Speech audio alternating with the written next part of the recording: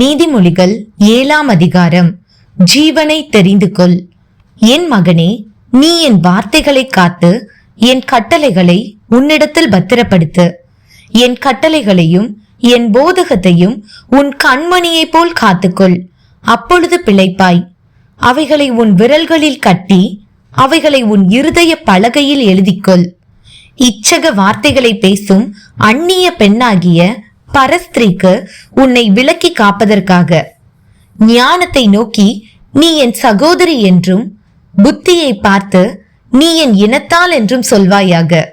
நான் என் வீட்டின் ஜன்னல் அருகே நின்று பலகனி வழியாய் பார்த்தபோது பேதையர்களாகிய வாலிபருக்குள்ளே ஒரு புத்தியீன வாலிபனை கண்டு அவனை கவனித்தேன்.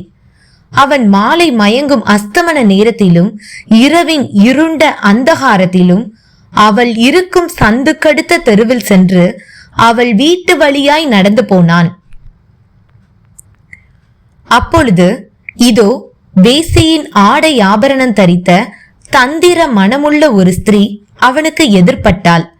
அவள் வாயாடியும் அடங்காதவளுமானவள். அவள் கால்கள் வீட்டிலே தரிக்கிறதில்லை. சில வேளை வெளியில் இருப்பாள், சில வேளை வீதியில் இருப்பாள், சந்துகள் தோறும் பதிவிருப்பாள். அவள் அவனை பிடித்து முத்தம் செய்து முகம் நாணாமல் அவனை பார்த்து, சமாதான பலிகள் என்மேல் சுமந்திருந்தது. இன்றைக்குத்தான் என் பொருத்தனைகளை நிறைவேற்றினேன். ஆதலால் நான் உன்னை சந்திக்க புறப்பட்டு உன் முகத்தை ஆவலோடு தேடினேன். இப்பொழுது உன்னை கண்டுபிடித்தேன். என் மஞ்சத்தை இரத்தின கம்பளங்களாலும் எகிப்து தேசத்து விசித்திரமான மெல்லிய வஸ்திரங்களாலும் சிங்காரித்தேன். என் படுக்கையை வெள்ளை போலத்தாலும் சந்தனத்தாலும் லவங்க பட்டையாலும் வாசனை கட்டினேன்.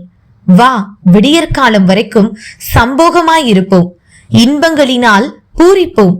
புருஷன் வீட்டிலே இல்லை, தூர பிரயாணம் போனான். பணப்பையை தன் கையிலே கொண்டு போனான். குறிக்கப்பட்ட நாளிலே வீட்டுக்கு வருவான் என்று சொல்லி தன் மிகுதியான இனிய சொற்களால் அவனை வசப்படுத்தி தன் உதடுகளின் மதுர வாக்கினால் அவனை இணங்க பண்ணினாள். உடனே அவன் அவள் பின்னே சென்றான்.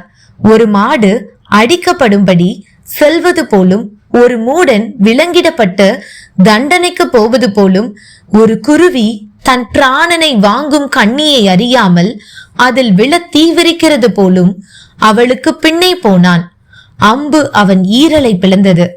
ஆதலால் பிள்ளைகளே, எனக்கு செவி கொடுங்கள், என் வாயின் வார்த்தைகளை கவனியுங்கள். உன் இருதயம் அவள் வழியிலே சாய வேண்டாம், அவள் பாதையிலே மயங்கி திரியாதே. அவள் அநேகரை காயப்படுத்தி விழப்பண்ணினாள், பலவான்கள் அநேகரை கொலை செய்தாள். அவள் வீடு பாதாளத்துக்கு போம் வழி, அது மரண அறைகளுக்கு கொண்டு போய் விடும். ஆமேன்.